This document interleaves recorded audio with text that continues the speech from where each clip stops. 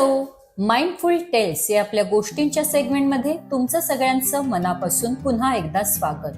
आपली लास्ट टाइमची गोष्ट उद्धट रोमा ती ऐकल्यानंतर पाहिल्यानंतर बरं झालं मावशी, आम्ही असे नाही होत, किती बॅड आहे ती रोमा, ही तुमची गोड कॉम्प्लिमेंट आम्हाला खूप मनापासून आवडली, त्याबद्दल थँक्यू.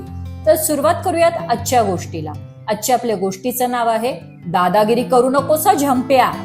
आनंदवन जंगलात दुपारी सगळीकडे कडक ऊन पडल्यामुळे काही प्राणी जेवण करून आपापल्या घरात निवांत झोपले होते, तर काही प्राणी आनंदवनातील झाडांच्या सावलीत बसून सापशिडी खेळत होते, ज्यामध्ये झंप्या हायना म्हणजे तरस, जिरू जिराफ, रॅम्बो कांगारू, गुड्डी वाघीण हे सगळे होते.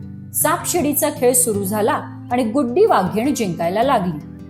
तू मुद्दाम सारखे सहा पाडतेस आणि पुढे जाते, तू असंच करणार असशील ना तर मला नाही खेळायची सापशिडी, असं म्हणत झंप्याने सापशिडीचा खेळच उधळला.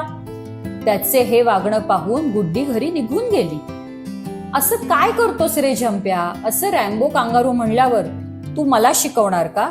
चल आता सापशिडी वास करून तू मला उड्या मारून दाखव. चल दाखव, उड्या मारून दाखव, लवकर दाखव उड्या मारून. असे बुलिंग म्हणजे दादागिरी झंप्या रॅम्बोवर करू लागला. उड्या मारून दाखवेपर्यंत त्याने बिचाऱ्या रॅम्बोला घरी जाऊच दिले नाही. नंतर रडत रडत रॅम्बो घरी गेला. झंप्या अशी सगळ्यांवर दादागिरी काय करतोस रे सारखी, असं जिरू जिराफ ओरडल्यावर चल आता तुझी टर्न, म्हणजे तुझी पाळी. तू एवढा उंच आहेस ना, मग मला त्या झाडावरच्या शेंगा तोडून दाखव बरं, बघू किती उंच आहेस ते बघू. झंप्याची ही सारखी दादागिरी पाहून जिरू सुद्धा जरा रडवेला झाला होता खरा, पण आपण पण गुड्डी आणि रॅम्बो सारखी हार मानून याचं सगळं ऐकलं तर हा आपल्यावर यानंतर पुन्हा दादागिरी करणार. त्यापेक्षा आपण त्यालाच धडा शिकवू. जिरू हुशार होता. त्याने रडत बसण्याऐवजी माझ्यापेक्षा तूच या झाडाच्या शेंगा तोडून दाखव की, वर चल, वरच्या नाही जमल्या तर खालच्या तोडून दाखव, पण माझ्या आधी तू तोडायच्या बर का शेंगा. जो जास्त शेंगा तोडेल त्याला आपण बक्षीस ठेवू. बक्षिसाचे नाव ऐकून झंप्या तरसाच्या तोंडाला पाणीच सुटले. येस, आता मीच जिंकणार, असं म्हणत झंप्याने त्याला जमेल तशा शेंगा, पानं, फांद्या, फुलं सगळंच तोडलं.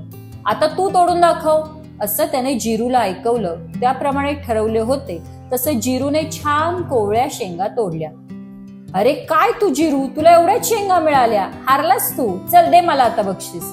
एवढा उंच असून काय उपयोग रे तुझा, साध्या शेंगा तुला धड तोडता आल्या नाहीत, तुझ्यापेक्षा मी भारी आहे, बघ केवढ्या शेंगा तोडल्या मी, चल आण माझं बक्षीस लगेच. बक्षीस मी नाही, समोरच्या झाडावरून आपली स्पर्धा बघणारे झिंगूर माकड आजोबा देणारे, जा विचार त्यांना, असं जिरूने सांगितल्यावर आपली स्पर्धा पाहून विनर ठरवणारे वेगळेच कुणीतरी आहे हे कळल्यावर झंप्या जरा चिडलाच, पण झिंगूर आजोबांपुढे तो गप्प बसला. झिंगूर आजोबा झाडावरून खाली उतरले आणि त्यांनी स्पर्धेचा रिझल्ट म्हणजे निकाल सांगितला. तर जिरू आणि झंप्या तुमच्या या शेंगा तोडणी स्पर्धेचा विनर ठरला आहे जिरू. जिरू स्पर्धेचा रिझल्ट म्हणजे निकाल ऐकून खूप खुश झाला. पण आजोबा असं कसं, मी जिरूपेक्षा जास्त शेंगा आणून तुम्ही विनर जिरू कसं म्हणता? त्यावर आपली स्पर्धा फक्त शेंगा तोडण्याची होती. तू शेंगांबरोबर झाडाची फुलं, पानं, फांद्या तोडून झाडाला त्रास दिलास, मग अशा वेळी तू विनर कसा रे? सापशिडीमध्ये गुड्डी जिंकतीये आणि तू हरतोय कळल्यावर दादागिरी करून तू खेळच बंद पाडलास आणि नंतर रॅम्बोला उड्या मारण्याची बळजबरी करत त्याला रडवलास आणि आता काय, जिरूच्या उंचीवरून सुद्धा तू त्याला त्रास द्यायला निघालास. पण जिरूच्या सोबत मी होतो म्हणून तू त्याला त्रास देऊ शकला नाहीस. अशी सारखी दादागिरी करून तू सगळ्यांना जे घाबरवतोस त्याने तुझेच मित्र तुझ्यापासून लांब जातील. त्यांना तुझ्या या दादागिरीने खूप त्रास होऊ शकतो. कधी कधी या दादागिरीमुळे समोरच्याचा कॉन्फिडन्स म्हणजे आपण काही करू शकतो हा विश्वासच उडून जातो. ते खूप सॅडी होऊ शकतात. त्यांना जंगलात एकटं फिरण्याची सुद्धा कधी कधी भीती वाटायला लागते. अशा या त्रास देण्यामुळे काहीही कारण नसताना तुझ्या मित्रांना पोटदुखी, डोकेदुखीचा त्रास सुद्धा होऊ शकतो. अरे इतकेच काय, तू मित्रांवर अशीच दादागिरी करत राहिलास तर तू तर एकटा पडशीलच, पण तुझ्या या त्रासाला घाबरून तुझे मित्र सुद्धा भीतीने एकटे राहायला लागतील. आपल्या दादागिरीमुळे समोरच्याला एवढा त्रास होऊ शकतो हेच झंप्याला आतापर्यंत कोणी सांगितले नव्हते. झिंगूर आजोबांच्या बोलण्यामुळे आपण दादागिरी करून केवढी मोठी चूक करत आहोत हे झंप्याला समजले आणि त्याने लगेचच जिरू ही स्पर्धा तू जिंकलास बाबा, बरोबर आहे झिंगूर आजोबांचे असं म्हणत जिरूला तर सॉरी म्हणलेच, पण त्याने तोडलेल्या थोड्या शेंगा घेऊन तो रॅम्बोला सुद्धा सॉरी म्हणायला पळत रॅम्बोकडे गेला. पालकांनो, हे लक्षात घ्या, कधीही कुणावरही कुठल्याही कारणासाठी दादागिरी करणे, कुणालाही बुली करणे कधीच योग्य नाही आणि हे आपणच आपल्या मुलांना समजवायला हवे.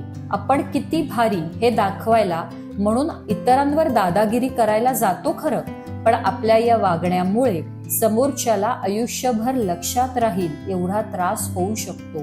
त्यांना डिप्रेशन, आत्मविश्वासाची कमी, चिडचिड, एकलकोंडेपणा यासारख्या प्रॉब्लेम्सला तोंड द्यावे लागते.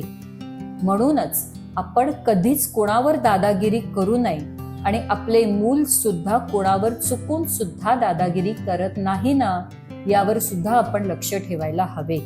कारण या मस्करी म्हणून केलेल्या दादागिरीची कुस्करी व्हायला वेळ लागणार नाही हे आपण एक सुजाण पालक म्हणून कायम लक्षात ठेवायला हवे. थँक्यू.